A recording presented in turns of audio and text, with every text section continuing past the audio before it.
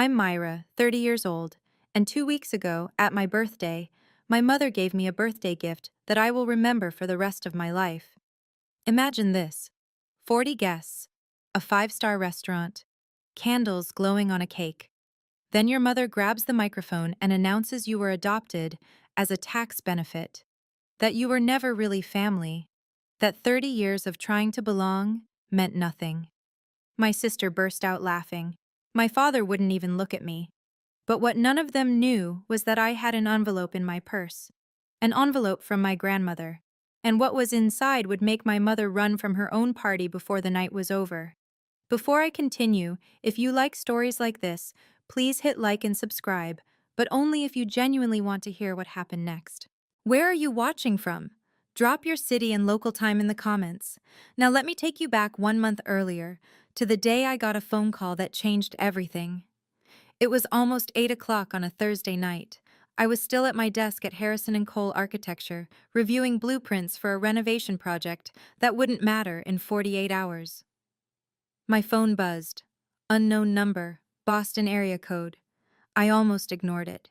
These days, unknown numbers usually meant spam, but something made me answer. Miss Anderson? A man's voice, measured, professional.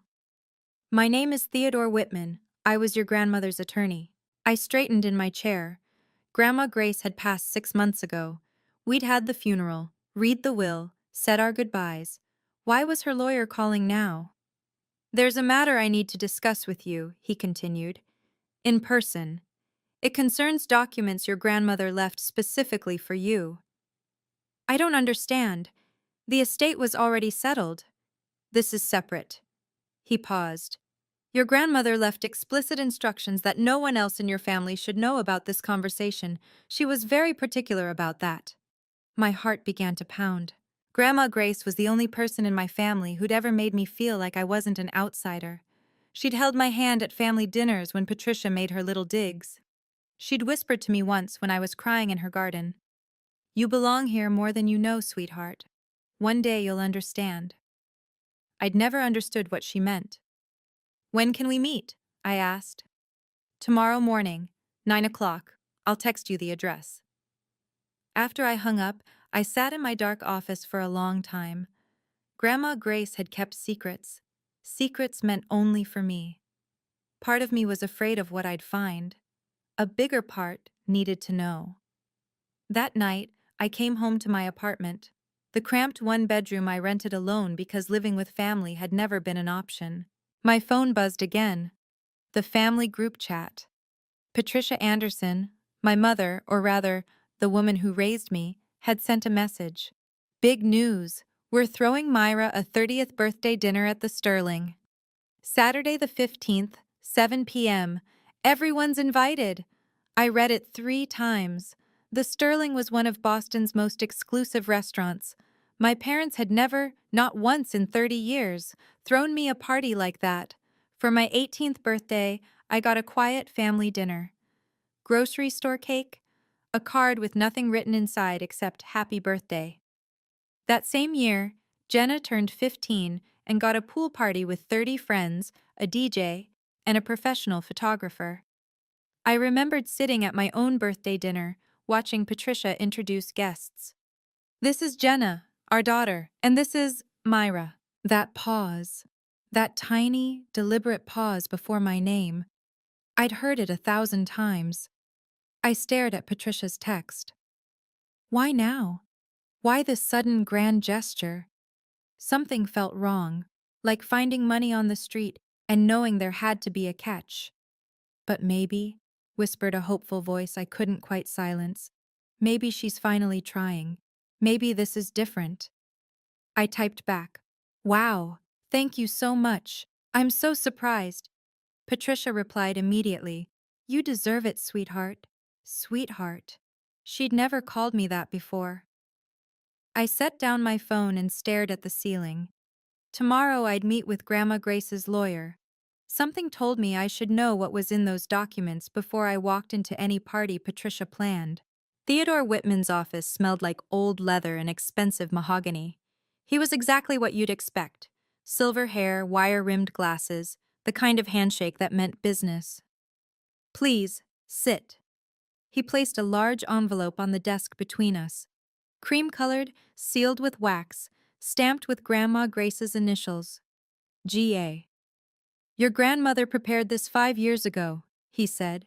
When she was in perfect health and of completely sound mind, she made me promise to deliver it only to you, and only after her passing. I touched the envelope. It felt heavy with secrets. What's inside? A copy of her will, a personal letter, and a smaller sealed envelope she instructed you not to open unless, in her words, absolutely necessary. He met my eyes. She said you would know when the time was right. My hands trembled as I broke the seal. The will came first. I scanned the legal language until I found my name. I hereby bequeath the Anderson estate, along with all property and contents therein, to my granddaughter, Myra Anderson. I stopped breathing. The Anderson estate, Grandma Grace's mansion, the house where every holiday dinner happened, every family reunion, every important gathering. The house Patricia had decorated and maintained for 20 years, as if it were already hers. This can't be right. It's entirely legal. 3 independent attorneys witnessed the signing. Video documentation exists.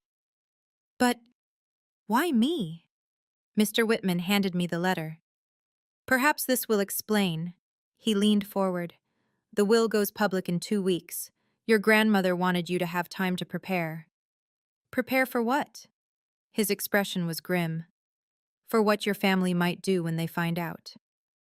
I waited until midnight to read Grandma Grace's letter. My apartment was dark except for one lamp. Outside, Boston hummed with distant traffic. I unfolded the pages, her elegant handwriting, achingly familiar, and began.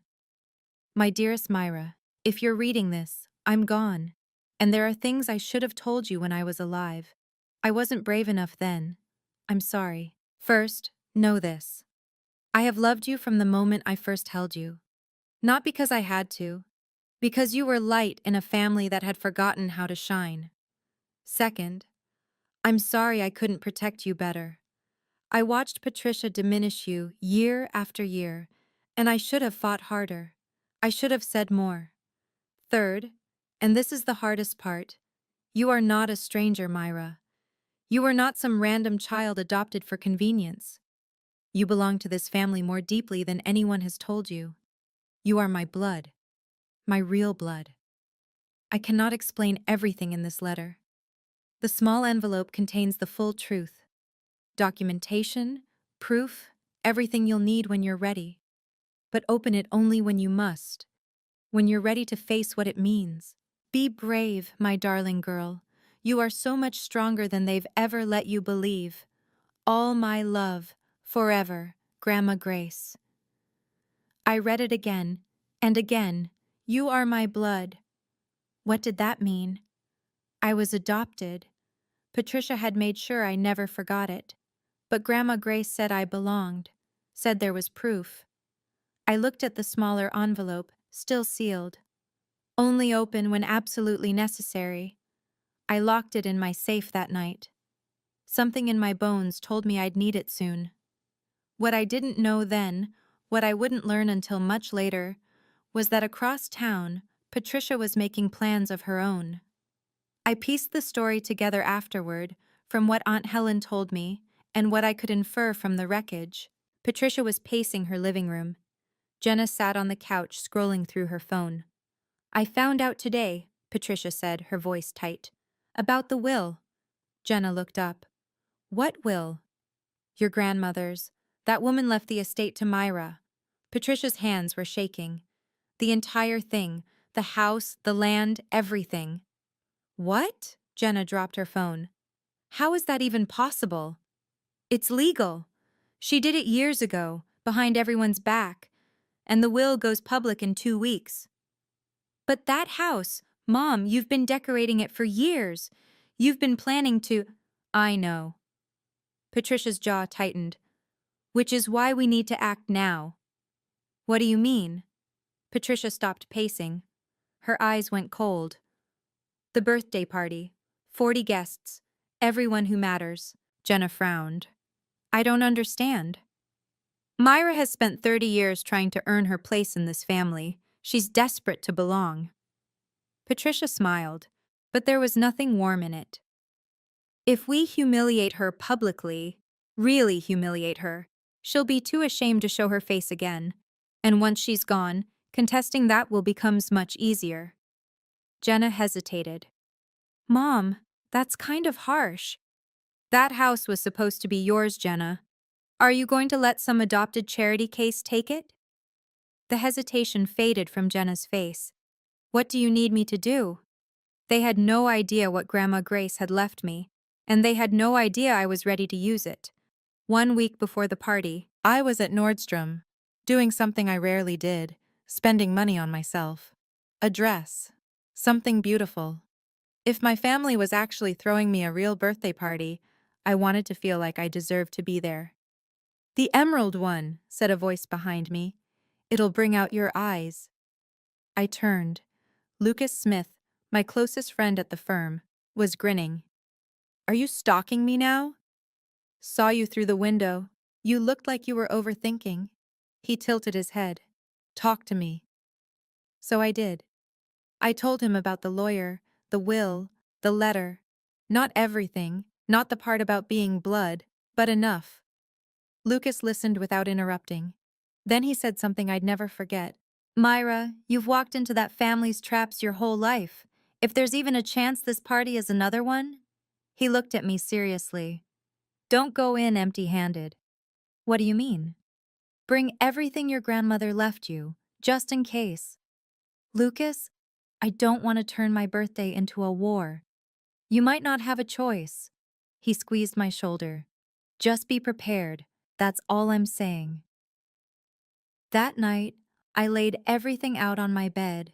The will, the letter, the sealed envelope I still hadn't opened. The clutch I'd bought was small, barely room for a phone and lipstick, but just big enough for the truth. I tucked the envelope inside. Just in case, I told myself. I didn't know then how right Lucas would be. I didn't know that in 7 days, I'd stand in front of 40 people, and those documents would be the only thing standing between me and complete destruction. The sterling took my breath away. Crystal chandeliers cast dancing light across white tablecloths. Floor-to-ceiling windows framed the glittering Boston skyline. A U-shaped banquet table dominated the room, and at its center sat a chair wrapped in ribbon. My chair. 40 guests had already arrived. Relatives I saw once a year, friends of my parents, a few colleagues Patricia had insisted I invite. To make it look real, I'd later realize. Myra! Birthday girl! Patricia swept toward me in a navy dress, arms open wide. Her hug was stiff, her smile not quite reaching her eyes. Thank you for all this, I said. It's a lot. You deserve it, sweetheart. That word again, sweetheart. My father, Richard, appeared next. Brief handshake, eyes that wouldn't meet mine. Happy birthday, he murmured, already retreating. Jenna didn't bother with hello. She stood in the corner, phone raised, recording, like she was documenting a zoo exhibit. Then I saw her, Aunt Helen. She'd flown in from California, which she almost never did. My father's sister. The only one who'd ever defended me when I was young. She crossed the room and wrapped me in a real embrace. Warm, protective, and she whispered something that made my blood go cold.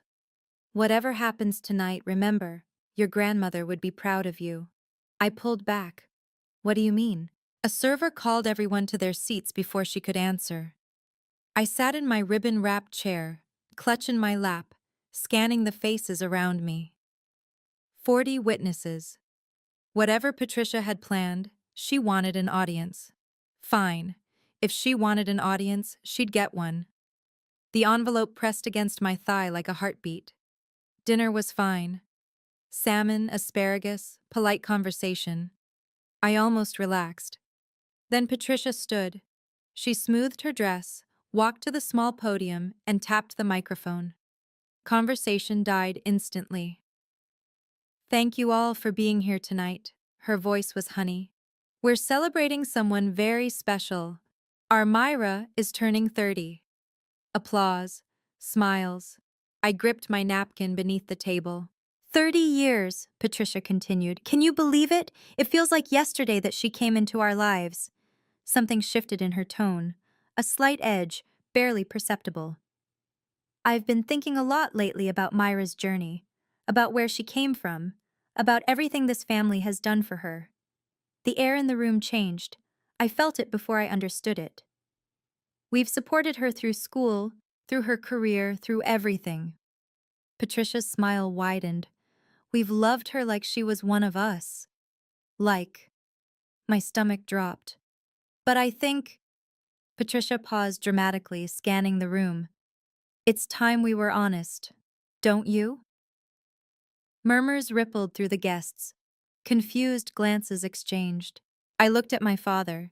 He was staring at his plate, shoulders hunched, refusing to look up.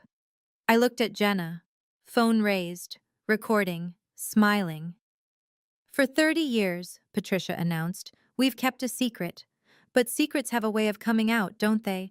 And I think tonight, on Myra's special day, she deserves to finally know the truth. My heart pounded so hard I could hear it. Across the table, Aunt Helen half rose, face pale. Patricia! Her voice was sharp. Don't do this! Patricia ignored her completely. Myra, sweetheart. She turned to face me directly, eyes glittering. Are you ready to hear the truth? Myra isn't our biological daughter. The words hit the room like a bomb. Gasps, whispers, 40 pairs of eyes swiveled toward me. She's adopted. Patricia's voice rang with something almost like triumph. We took her in when she was 2, and do you know why? I sat frozen, couldn't move, couldn't breathe. Tax benefits. Patricia actually laughed. The government had this wonderful program back then. Adopt a child, get a nice deduction. Richard and I thought, well, why not? We could use the write-off. My ears were ringing. The room blurred at the edges. Somewhere to my left, Jenna's laughter pierced the silence, sharp, cruel, echoing off the chandeliers. So there it is, Patricia continued, spreading her hands wide like a performer taking a bow. The truth. Myra was never really part of this family. She was a financial decision. She turned to me with exaggerated sympathy. I hope this doesn't upset you, sweetheart. But after 30 years of pretending, I thought you deserved honesty. I couldn't feel my hands, couldn't feel anything. 40 people stared at me, some horrified, some pitying. One woman was already whispering to her husband. My father still hadn't moved, hadn't looked up, hadn't said a single word in my defense. Jenna lowered her phone just long enough to call out, "Happy birthday, sis!" More laughter from somewhere. The silence stretched. Patricia waited. She was waiting for me to crumble, to cry, to flee in humiliation. That's what she expected. That's what she'd planned for. But then I felt it, the weight of the envelope in my clutch. Grandma Grace's words echoing in my mind. Be brave, my darling. I took a breath, and I stood up. I stood. I didn't speak immediately. I stood there, letting the silence stretch, letting 40 pairs of eyes register that I wasn't crying, wasn't running, wasn't doing any of the things Patricia had scripted in her head. My hands were trembling, but my voice was steady. Thank you, Patricia, for that illuminating speech. Her smile faltered. This wasn't how it was supposed to go. I looked around the room, at relatives who'd treated me like furniture for decades, at family friends who'd watched Patricia belittle me and never intervened, at my father, still refusing to raise his head, at Jenna, phone still recording. Good. Let her record everything. You're right about one thing, I said. It is time for truth. I reached into my clutch. Patricia's expression flickered. Uncertainty crept into her eyes. Myra, this really isn't the... Oh, but it is. I pulled out the envelope. Cream-colored. Grandma Grace's initials stamped in wax. You wanted to do this publicly, Patricia, before 40 witnesses, so let's do it properly. The room went absolutely still. I caught Aunt Helen's gaze. She gave me a small, almost imperceptible nod. Your grandmother would be proud. I looked down at what I held. Everything Grandma Grace had saved for me. Everything she'd wanted me to know. For one moment, I considered putting it away, walking out, taking the high road. Then I remembered every Christmas dinner where I sat in the corner, every birthday forgotten, every time Patricia introduced Jenna first and treated me as an afterthought. 30 years of being made to feel like I didn't belong, no more. Ready, Patricia? I asked calmly. For the truth? Her face had gone white. 2 weeks ago, I began, my voice carrying across the silent room. I received a call from Theodore Whitman, an estate attorney. Some of you may know him. He handled my grandmother's affairs. Patricia went rigid. He had documents to give me. Documents my grandmother prepared 5 years ago when she was healthy and sharp and knew exactly what she was doing. I held up the envelope. This is a copy of her will, certified, witnessed by 3 independent attorneys, completely legal. Myra. Patricia's voice was strained. This isn't the place to discuss. This is exactly the place. I kept my tone calm, professional. You made it the place when you called me a tax write-off in front of everyone I know. Several guests shifted uncomfortably. Someone coughed. So, let's talk about truth, Patricia. You seem to love truth so much. I opened the envelope. Let me share some. Jenna had lowered her phone. Her smile was gone. My father finally looked up. His face had gone gray. I pulled out the first document. Want to know what this says? Patricia's eyes were wide with something I'd never seen on her before. Fear. It says Grandma Grace left me the Anderson estate. The house, the contents, the land, everything. The room erupted in whispers. That's impossible, Patricia started. It's entirely legal. I cut her off. I can recite the exact language if you'd like, word for word. Patricia's mouth opened and closed. Nothing came out. But here's the thing. I smiled. Calm, controlled. The house isn't even the most interesting part. I watched her face drain of color. Do you want to tell them, Patricia? Or should I? Let me pause here for just a second. If you've made it this far and you want to know what else is in that envelope, tap like and drop a comment telling me what you think Grandma Grace's secret is. I read every single one, and trust me, what I'm about to reveal is wilder than anything you're guessing right now. Okay, back to the story. Patricia tried to recover. Myra, this isn't the time or place to discuss estate matters. I see. Not the time?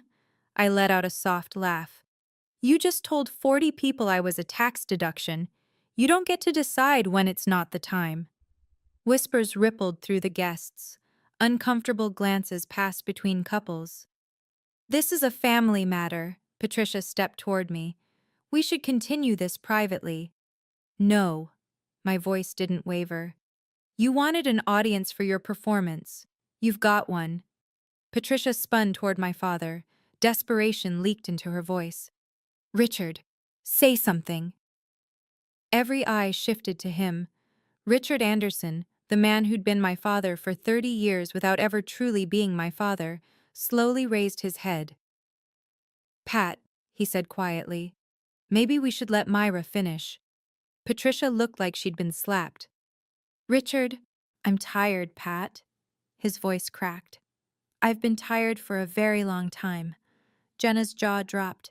Dad! Let her speak. The room fell silent again. I hadn't expected that. 30 years of watching my father avoid every conflict. 30 years of watching him look away while Patricia made me feel invisible. And now, finally, he was pushing back. It didn't fix anything. Not yet. But something had shifted. Patricia stood alone at the podium. No allies left. I almost felt sorry for her. Almost. Shall I continue? I asked. No one objected. Good. I pulled out the second document, Grandma Grace's letter. Because you haven't heard the best part yet. Patricia's face was completely white now. She knew. I could see it in her eyes. She knew what was coming. And she couldn't stop it. I held up the will so everyone could see. This is certified, notarized, legally binding, prepared 5 years ago by Theodore Whitman, Grandma Grace's personal attorney. My voice was clear and steady. I'd rehearsed this in my head 100 times since that meeting. It states that the Anderson estate, the house, the property, all its contents, passes to me, Myra Anderson. Gasps rippled through the crowd. That property has been in the family for 60 years. Grandma Grace lived there her entire married life. I looked directly at Patricia. She left it to me. Not to you, not to Jenna, to me. That's impossible, Patricia sputtered. That house was supposed to. I've maintained that property for 20 years. Maintained it? I tilted my head. Or redecorated it like it was already yours. Someone in the back stifled a laugh. The will includes a statement. I read aloud. I make this decision because Myra is the only person in this family who loved me for myself, not for what I owned. Patricia's face contorted. That senile old woman had no right to. Careful, my voice dropped. That's my grandmother you're talking about. Aunt Helen stood. The will is valid, Patricia. I witnessed it myself. More gasps, more whispers. Patricia whirled on her. You knew about this? Mother was lucid, sharper than any of us. Aunt Helen's voice was ice. She knew exactly what she was doing. I let the moment settle. Let Patricia feel the walls closing in. But here's the thing, I said slowly. The house isn't even the most interesting part. Patricia's eyes went wide. There's more? Someone whispered. Much more. I unfolded Grandma Grace's letter. My grandmother wrote this by hand, and it explains something that changes everything. The room was so quiet, I could hear the chandelier crystals tinkling. I read aloud. My dearest Myra, you are not a stranger who was adopted by chance. You are not some charitable act or tax benefit. You are my blood, my real blood. You are my granddaughter, the daughter of Marcus, my firstborn son. Chaos erupted, guests turning to each other, voices overlapping. Marcus? Who's Marcus? Patricia gripped the podium like she might collapse. That's a lie, she managed. Marcus was Richard's older brother. Aunt Helen's voice cut through the noise. He passed away when Myra was 2. Every head swiveled toward her. He struggled with addiction. Our parents disowned him, pretended he'd never existed. Aunt Helen's voice was steady but heavy with old grief. When Marcus died, Mother was devastated. He had a daughter, a 2-year-old who needed a home. She looked at me, eyes glistening. Mother begged Richard to take her in, to keep Marcus's child in the family. I could barely breathe. Richard had tears running down his face. You're my niece, Myra, Aunt Helen said softly. You always have been. I turned to Patricia. You knew. It wasn't a question. You've known the whole time. She said nothing. Her silence was admission enough. 30 years. My voice shook slightly. You made me feel like an outsider for 30 years, when I had more right to be here than you ever did. Patricia opened her mouth. But I wasn't finished. And that's still not everything. I reached into the envelope and pulled out the smaller sealed packet, the one I hadn't opened until tonight. Grandma Grace had written on it, only open when necessary. If this wasn't necessary, nothing would ever be. My grandmother left me one more thing, I said. She told me to open it when I truly needed it. I looked at Patricia, at her white face, her shaking hands. I think now qualifies. Patricia lunged forward. Myra, wait. Whatever's in there. We can discuss this privately. Privately? I held the packet out of her reach. Like you privately planned to humiliate me tonight? Like you privately recorded it so you could share my shame with everyone? She froze. Yes, I figured it out. I glanced at Jenna, who was frantically trying to stop her phone. The public shaming, the recording. You thought if you embarrassed me enough, I'd disappear. Then you could contest the will without a fight. Patricia's mouth worked soundlessly. How did you? It doesn't matter how. I carefully broke the seal. What matters is what's inside. I pulled out 2 items. First, a DNA test result dated 28 years ago. Second, an old photograph, faded at the edges. I studied them for a long moment. My hands trembled, not with fear, but with the weight of understanding finally clicking into place. Grandma Grace kept thorough records, I said quietly. Very thorough. I looked up at Patricia. Would you like to explain these, or should I? Her face had gone from white to green. 40 people held their breath. I finally understood why Grandma Grace had chosen me, and why Patricia had spent 30 years trying to make me feel like I didn't belong. I held up the DNA test. This was taken when I was 2 years old, when Marcus, my father, was still alive. My voice was steady now, grounded in truth. It confirms I'm his biological daughter. I studied the results again, at the detail that had made my breath catch when I first read it. But there's something else, something about Marcus himself. Patricia made a strangled sound.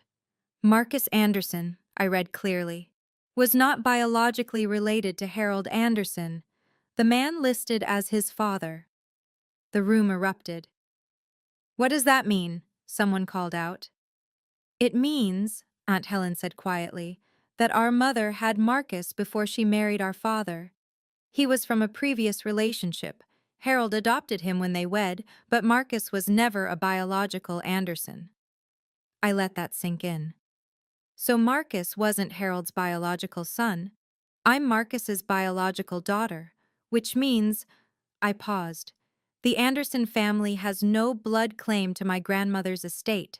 Her property came from her family, not Harold's. I held up the photograph, a faded image of a young woman holding a baby. Same eyes, same smile. You married into a family, I told Patricia, that has no connection to this inheritance. The estate belongs to Grandma Grace's bloodline. I lifted the photo higher. And that bloodline is me. Patricia swayed. You spent 30 years making me feel like I didn't belong, I said, but I'm the only one here who actually does. Someone started clapping, then another, then half the room. I didn't smile. I wasn't doing this for applause. I was doing it for truth, and the truth was finally free. Patricia attempted one final counterattack. This is ridiculous. That will can be contested. These documents could be forged. They're not forged, Aunt Helen stepped forward. I have video of Mother signing the will. I have the original DNA results in a safety deposit box. And I have 20 years of documentation of exactly how you treated Myra. Patricia whirled on Richard. Richard, are you just going to sit there? Are you going to let them attack your own wife? Every eye turned to him. Richard stood slowly. For the first time all evening, he looked his wife directly in the eye. Myra is my niece, he said quietly. My brother's daughter. She's always been family. His voice cracked. And I've spent 30 years watching you tear her down, watching you make her feel worthless. And I never stopped you. I never protected her. He turned to me. I'm sorry, Myra. I'm so deeply sorry. I nodded. I couldn't speak yet. Patricia looked around the room desperately, at guests who wouldn't meet her gaze, at Jenna crying silently in the corner, at the complete collapse of the perfect image she'd constructed over decades. This isn't over, she hissed. I'll fight this. You'll lose. My voice was calm. The will is airtight. The evidence is documented. And everyone here just heard you call your adopted niece a tax benefit. I stepped closer. You wanted to humiliate me, Patricia. You wanted to make me disappear, but all you did was show everyone exactly who you are. Patricia's face crumpled. For the first time in 30 years, she had nothing to say. I let myself breathe. The anger was still there, coiled in my chest. But I refused to become what Patricia was. I didn't want revenge. I wanted something better. I didn't come here to destroy anyone, I said. I came because I thought, maybe foolishly, that this was actually a birthday celebration. A few guests shifted uncomfortably. You tried to take something from me tonight, Patricia. My dignity, my sense of belonging. But here's what you never understood. I looked at her steadily. I don't need your permission to know my own worth. I never did. I just spent 30 years believing I did. I gathered the documents and returned them to my clutch. The estate is legally mine, but I'm not throwing anyone onto the street. That house meant something to Grandma Grace. She loved the people in it, even you, though I can't imagine why. Patricia blinked. She hadn't expected mercy.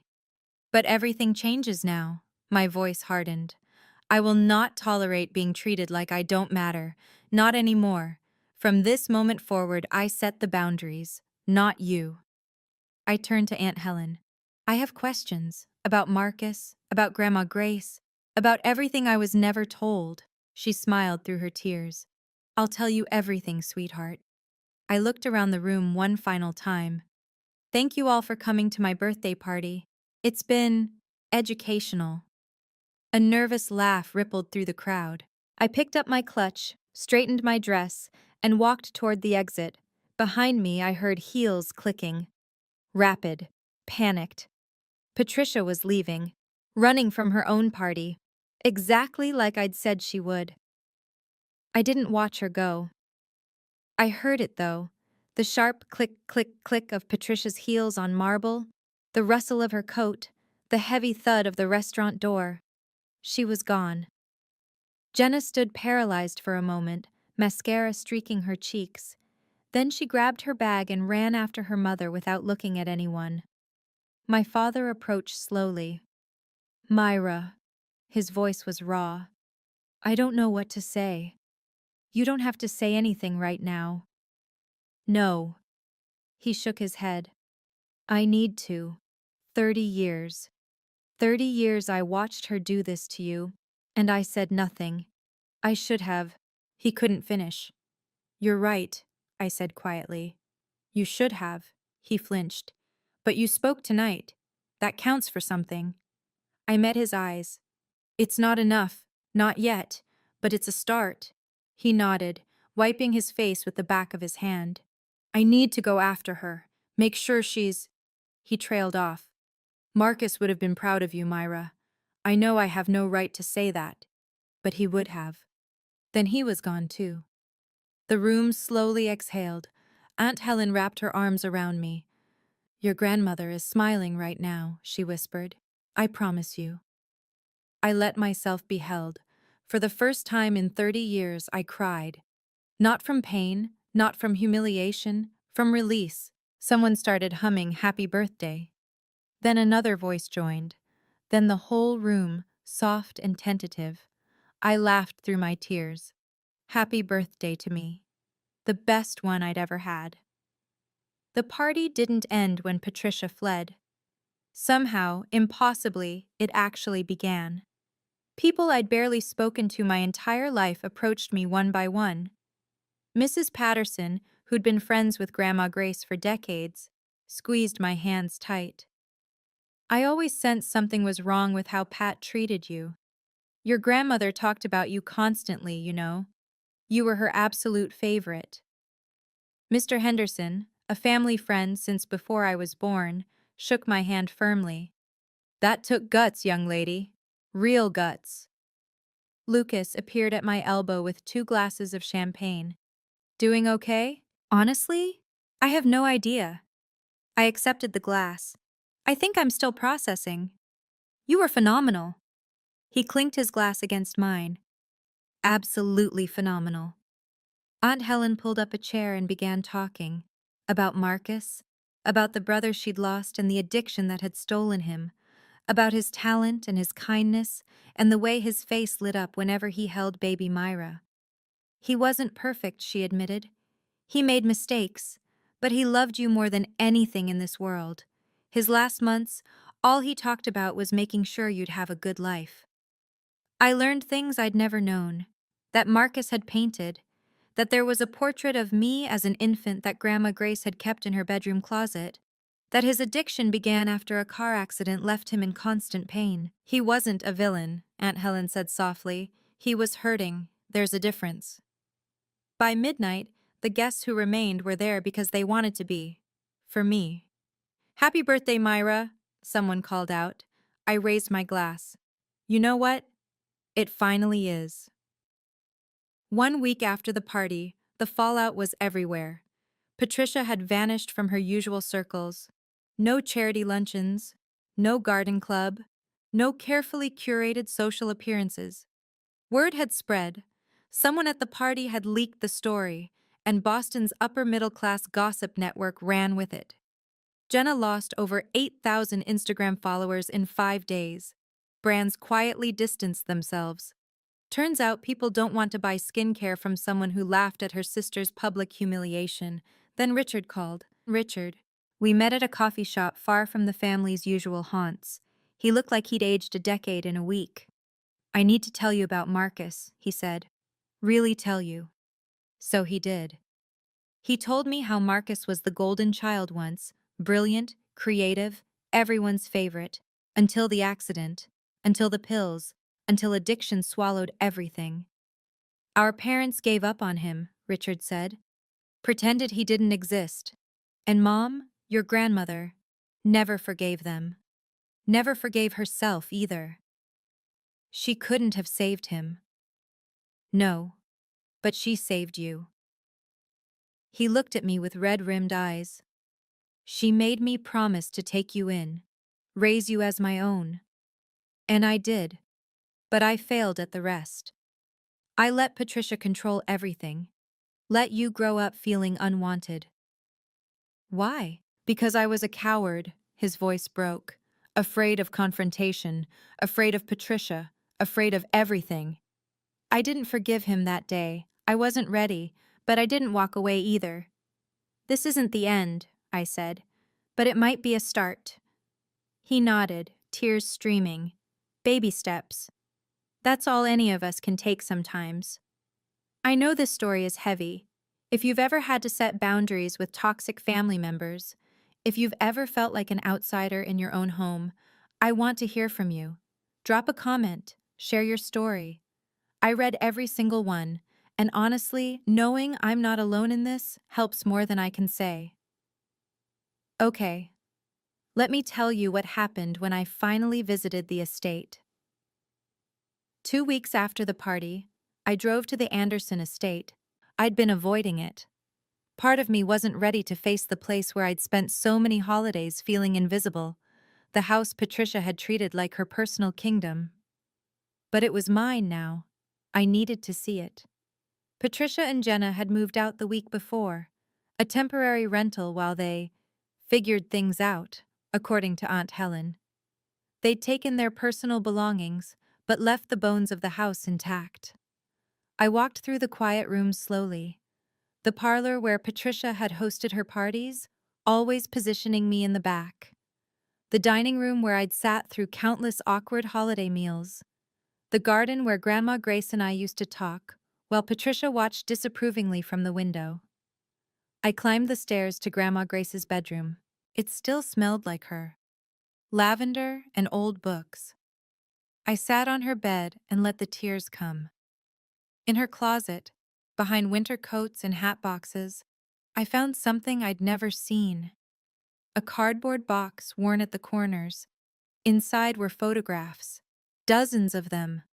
Marcus as a child, Marcus as a teenager with paint-stained hands, Marcus holding a newborn baby, me, grinning at the camera like he'd won the lottery. On the back of that last photo, in Grandma Grace's handwriting, Marcus and Myra, my two greatest loves, 1994. I pressed the photo to my chest and sobbed. I'd never seen his face until now. But looking at him, I saw myself. The same eyes, the same crooked smile. I wish I'd known you, I whispered to the empty room. The house was silent, but for the first time, It felt like home. 3 weeks after the party, my phone rang. Jenna.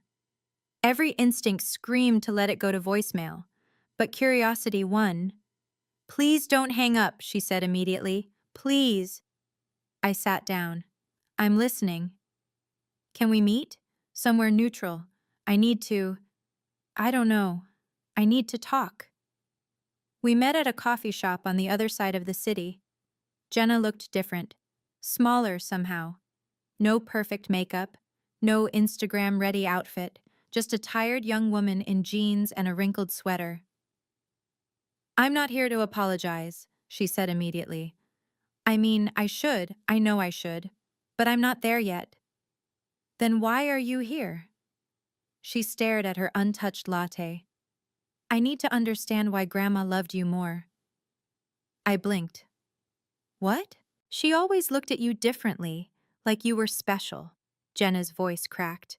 "She never looked at me that way. Not once.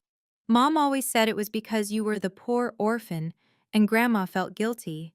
But that wasn't it, was it?" "No, it wasn't. You were actually her granddaughter. By blood." Jenna laughed bitterly. "And I was just the consolation prize. Jenna, Mom told me my whole life that I was the real daughter, that you were the interloper." Her eyes welled up. "But maybe I was the one who never really knew where I stood." I didn't know what to say. "I'm not asking for forgiveness," she continued. "I don't deserve it. But is there any chance, ever, that we could start over?" I considered the question. "The door isn't closed," I finally said, "but you're going to have to earn your way through it." She nodded. It was the beginning of something. I just didn't know what yet. 1 month after the party, I made a list. Not a revenge list, a boundary list. Patricia. No contact. Not welcome at the estate. If she wanted to communicate, it would go through attorneys. Richard. Limited contact. Open to rebuilding, but slowly.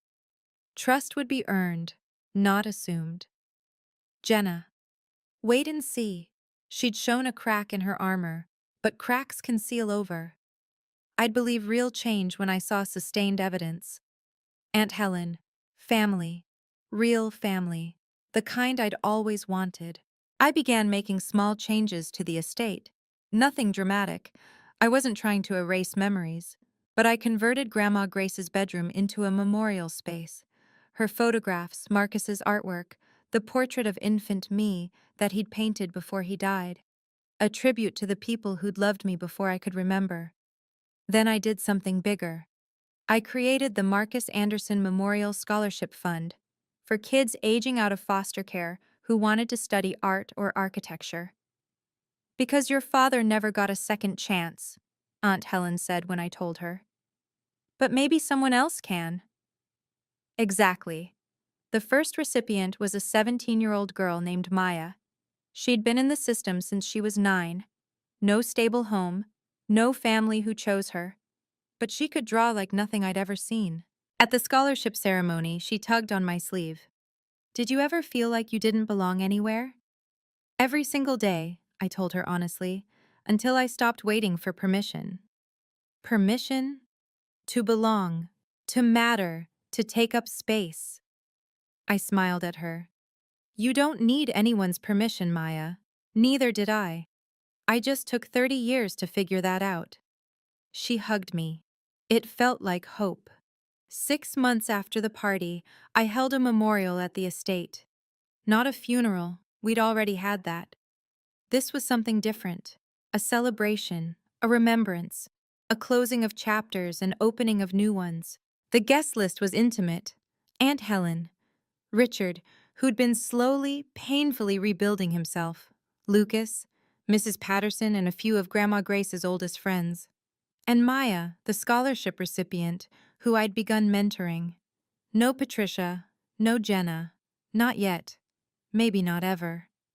I arranged photographs on the mantel. Grandma Grace on her wedding day, young and radiant. Marcus at 20, paintbrush in hand, eyes full of dreams he'd never fulfill. And the photo of him holding me, the one I'd found hidden in the closet. I spoke first. Most of my life, I didn't know who I was. I knew I was adopted. I knew I was different. I knew I didn't fit. My voice held steady. But I didn't know I had a father who loved me, a grandmother who fought for me, a history that was mine. I looked at the photographs.